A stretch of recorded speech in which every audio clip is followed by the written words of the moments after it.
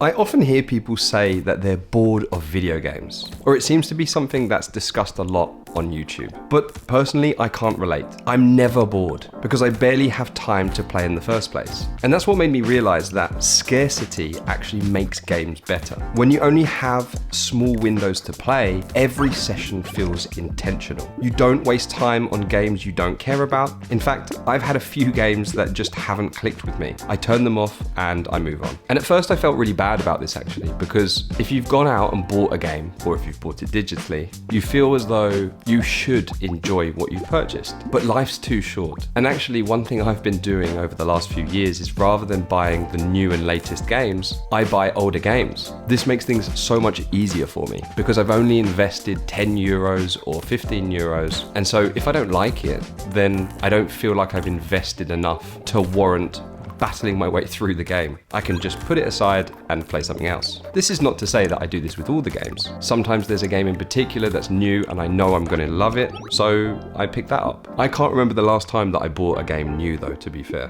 Games nowadays, there's so many of them that it's very difficult to create a sense of scarcity. But this is where your own personal control comes in. You don't have to buy all the latest games. And just because the game isn't quote unquote new, doesn't mean it doesn't have to be new for you. It's like going back and watching an old movie. Imagine you've never seen The Greats, The Godfather, for example. Do you think your experience would be different now if you had never seen it? I don't think so. I think we can still enjoy old media, and I think there is a lot of people that are going back to older video games for that exact reason. But you don't really get stuck in the gaming for the sake of gaming if you create a scarcity. When you have limited time, you have a higher enjoyment, a higher focus, and a higher appreciation. And so, yes, this is a discussion about video gaming, but it's also a discussion about creating a fuller life, which therefore keeps gaming fresh. I have a lot of things that I do in my life that is not just video gaming, and balancing them is quite difficult at times. I have this YouTube channel, which is for video gaming. I have my main channel, which is for travels. If you haven't checked out that channel, feel free to check that out. It's pretty cool. I have some business projects that I'm working on. I study Spanish. I go to the gym and I do general workouts. I also do running now. And then you've got the social aspects, you know, going out with my girlfriend, going out with friends. I'm also a massive fan of audiobooks. So for example, let's say I'm doing the washing up, I'll put an audiobook on and I'll listen to something while I'm using my hands. And it might just be something simple, like for example, putting my t-shirts away, putting the washing in, cleaning the flat. Audiobooks are fantastic for that. And then finally, I've even got my day job responsibilities. Now, if you throw all those in the mix and then you try and do video gaming on the side, it can be quite challenging. And sometimes you have to prioritize. The point I'm trying to make here is that games aren't my whole life. They're one part of a balanced life. And that's why they're still fun for me. If you've got nothing on, nothing to do, this is exactly the problem. I think people are bored of games because they have too much time on their hands. If gaming is your default activity, it loses its spark. If you play for hours every day, of course you'll be burned out. If you have no hobbies, no goals, no structure, games can't fill that void. And I think the problem is when we start to think about hobbies, a lot of people think that we need to maximize the amount that we get from it. Sometimes it doesn't have to be that way. So I'll give you an example. When I'm studying Spanish, I don't set a goal to complete a certain point. I just have fun with it. I give myself a little bit of time. Sometimes I'll spend 30 minutes, sometimes I'll spend an hour. But if the topic that I'm looking into is exciting, then I will learn more. And actually, this is a topic for another day. But one thing I do is play video games in Spanish. This is taking two hobbies of mine, playing video games and studying Spanish. I enjoy both. Putting them both together makes it feel even more worthwhile. And so boredom isn't a gaming issue, it's a lifestyle issue. And let's be brutally honest here, you'd be bored of anything if you did it non-stop. It's the same thing that people say, when you make something that you enjoy, your job, you can start to resent it a little bit. Not always, but you know, this is just a general trend that I see. And just like most things in life, overconsumption kills enjoyment. Too much dopamine means that nothing really feels exciting anymore. Constant gaming turns novelty into routine.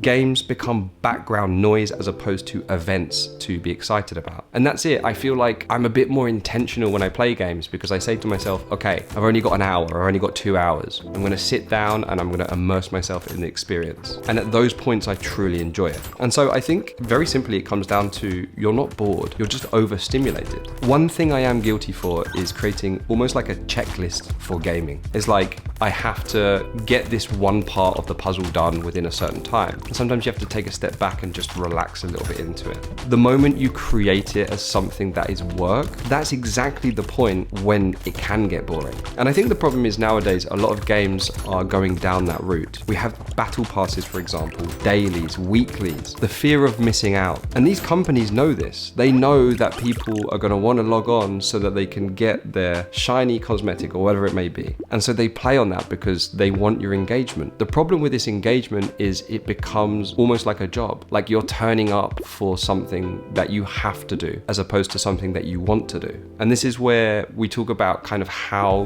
gaming experiences are created. Sometimes in games, we have to grind in order to get to a set goal. But the companies who create these games, they know that. And so sometimes they create this grindy experience to stretch out their game so that they can get more from you. The problem with this is you are prone to getting bored if it's too grindy. And unfortunately, on my part, I don't have time for games that feel like chores. I only play what I genuinely want to play, which is a shame because I used to love grindy games, but I just can't get away with it anymore. Then again, I do like playing games to switch my brain off. So I guess you could say grindy games do fill a gap from time to time. I think the real problem is a lack of balance. Games aren't boring. Well, provided you're picking up the right games. And maybe you need to reevaluate the types of games you're playing. I think the problem is we have so much choice nowadays. And so you almost have paralysis from not being able to decide exactly what you want to do. And it's the same with video games. When you've got 50 video games, how do you know which one is the one that will give you the optimal experience right now? And I think that's the problem, isn't it? Trying to create some sort of optimal experience for something that should be enjoyed. And if gaming is your only source of stimulation, it will eventually feel empty. When life is full, games feel like a reward, and that's how it should be. So let's talk about how to make a game fun again. And of course, without forcing it. I mean, the first obvious thing to say is you need to build a life outside of gaming. And I'm not saying the cliche,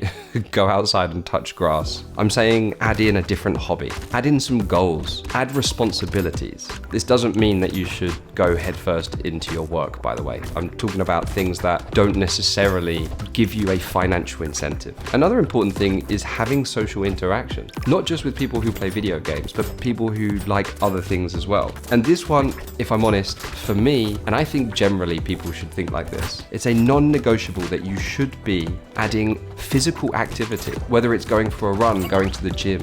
This is something that should be part of your routine. It amazes me how many people who play games will say that they're bored and don't exercise. And you know, if it's something that, you know, you feel you can't get into, that's absolutely fine. You can start off by walking, start with something soft, and then you can make your way up. I think the problem is, again, when it comes to exercise, people try to maximize what they get from it. And so they try and beat their personal best. But for example, I don't time myself when I go for my run. I listen to my body, see how I feel. If I feel tired that day, maybe I run a little bit slower. If I pick up that weight and it doesn't feel quite right, then I will drop it and do a lower weight. And of all people, I've learnt this one the most, to be honest. I had surgery in July and I'm still recovering from it, still going through physiotherapy. So yeah, just listen to your body, but you should be exercising. And the moment you start to introduce all these things, naturally you reduce the gaming time. And so the sessions that you do have when you are gaming, they feel more meaningful. And that's what we're looking for here. And my personal experience is proof that it really works. So what's the positives from all this? You never feel bored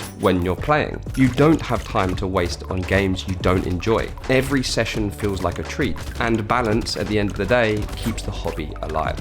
And I think that's the most important thing I'm trying to get across here, is that you don't need to stop gaming. You just need to mix things up. Thank you so much for watching this week's video. If you enjoyed this one, check this one out here. Don't forget to like and subscribe, and I'll see you in the next one. Thanks.